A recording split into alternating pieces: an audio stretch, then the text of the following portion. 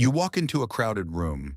You look around, hoping someone catches your eye, but no one does. The conversation doesn't stop. No heads turn. You find a spot in the corner. You try to join a conversation, but people talk over you. You make a joke, and it lands in awkward silence. You feel invisible. You feel like a ghost in your own life. And then you see him. Another man walks in. He isn't better looking than you. He isn't wearing $1 million suit. But the moment he steps through the door, the energy shifts. People make way for him. Eyes follow him. When he speaks, the room goes quiet. It eats at you, doesn't it? You ask yourself, what does he have that I don't? You try to talk louder. You try to be nicer. You try to buy better clothes, but nothing changes. You remain in the background while others take the lead. Here is the brutal truth. It is not about what you say. It is not about your money. It is about your signal. Evolutionary psychology tells us that human beings are hierarchical animals. When you enter a room, within the first 7 seconds, every single brain in that room has scanned you.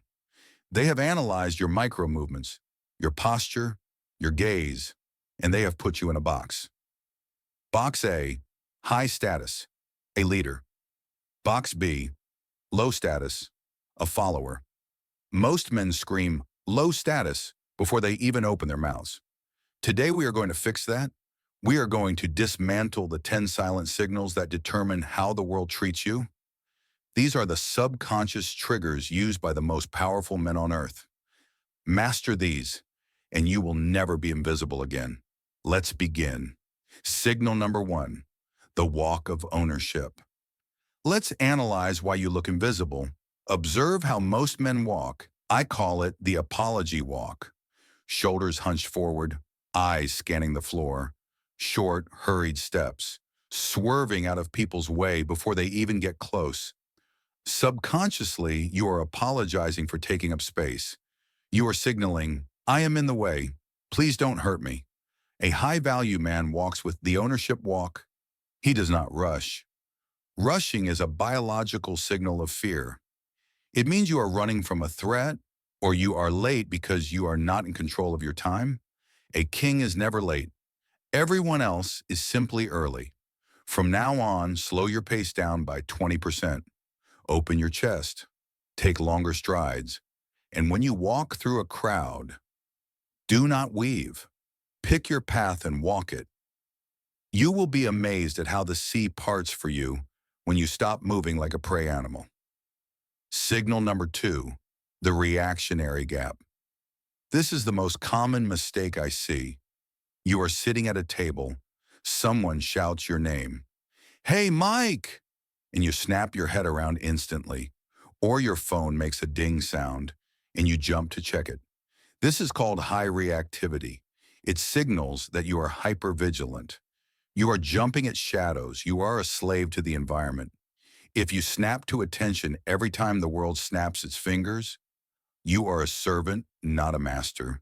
You must develop a reactionary gap. This is a deliberate lag between the stimulus and your response. When someone calls your name, wait, take a breath, finish your thought. Then, slowly turn your head. It is a subtle power move. It tells the other person, I heard you, but I command my own attention. I will respond on my timeline. Do not be a puppet on a string. Cut the strings. Signal number 3, the eye contact duel. We all know eye contact is important, but most men do it wrong. They stare aggressively, which is creepy, or they look away too fast, which is weak. The secret is not in holding the gaze, but in breaking it. Imagine you are locked in eye contact with someone. The moment passes, you need to look away. Where do you look? If you look down, you have lost. Biologically, looking down exposes the neck. It is a submission signal. It says, you are the alpha, I surrender. Never. Look down. When you break eye contact, always look to the side or look up. Looking to the side implies, I am bored, or I see something more interesting over there. It maintains your status. It says you ended the interaction because you chose to, not because you were intimidated. Signal number 4, the anti-predator posture. When we feel insecure, we turtle. We cross our arms. We cross our legs. We hunch over. We are protecting our vital organs, heart, lungs, groin, from an attack. This creates a barrier between you and the world. It screams, I am defensive. To project power, you must do the opposite. You must expose your vitals. I know it sounds counterintuitive, but in nature, the animal that exposes its throat and chest is the one that does not fear attack. Uncross your arms. Lean back. Put your arm on the back of the chair next to you. Claim your territory.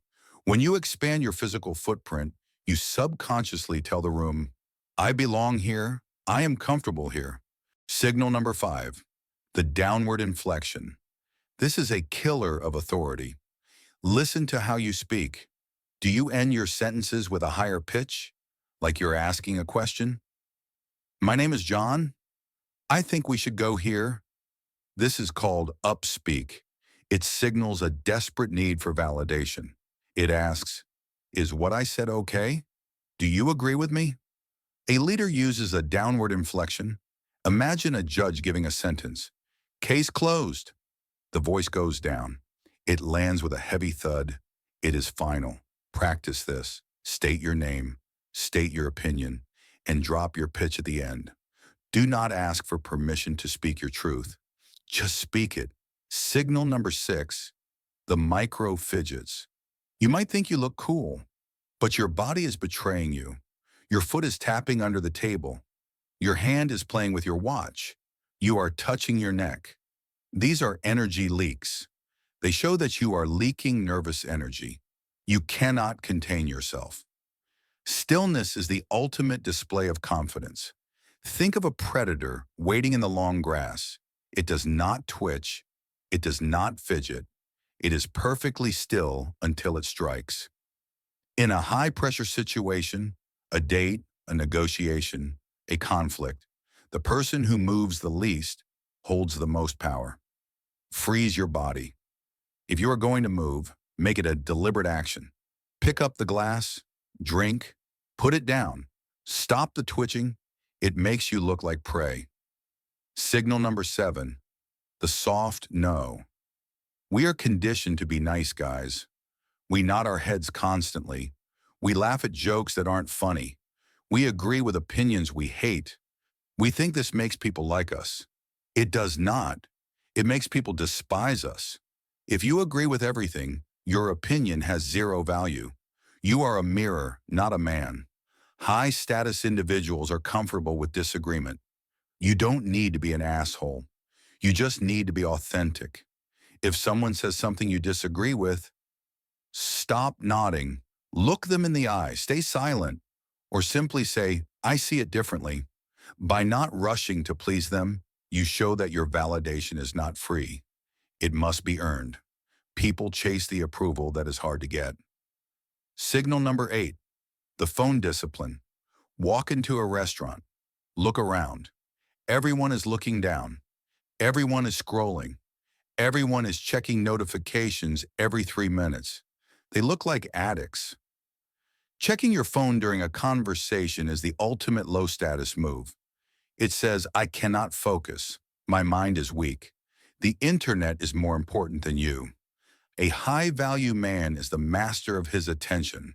When you are with someone, keep the phone in your pocket. Do not put it on the table. Do not look at it when it lights up. If you can give someone 100% of your undivided attention, you become intoxicating. Because in this modern world, presence is the rarest luxury. Give them the gift of your focus, and they will respect you for it. Signal number 9, the stoic mask. Insecure men wear their emotions on their face. If they are happy, they grin like a child. If they are sad, they pout. If they are offended, they scowl. They are an open book, and open books are easy to manipulate. You must cultivate a degree of facial neutrality. This is not about being a robot without feelings. It is about emotional discipline. Think of the James Bond archetype. He feels fear. He feels anger. But he does not let it distort his face. When you are hard to read, you create mystery. People start to wonder, what is he thinking? Does he like me? That uncertainty creates attraction. Keep your cards close to your chest. Signal number 10, the exit strategy. Finally, how do you leave? Most men linger. They stay too long at the party. They let the conversation die a slow, awkward death, and then they shuffle away awkwardly. A master knows the peak end rule. People remember the high point of an interaction and the end. You must leave when the energy is at its highest. Leave when the laughter is loud. Leave when the connection is deep. Check your watch. Stand up. This was great, but I have to run. And then walk away. Do not apologize. Do not look back. By leaving at the peak, you leave them wanting more. You become a cliffhanger in their day, and the human brain is obsessed with cliffhangers. So, let's recap. The world is judging you constantly, not out of malice, but out of instinct. They are looking for leaders, and they find leaders not in the loud words, but in the silent spaces, in the way you stand, in the way you pause, in the way you hold your ground. You cannot fake this forever. You have to practice it until it becomes your nature. Tomorrow, when you walk out your door, pick one signal. Focus on your walk or your eye contact. Watch how the world reacts to you differently. Watch how the ghost disappears and the man emerges. Stop trying to convince people you are high value. Be high value and let your silence speak for you. Now take the power back.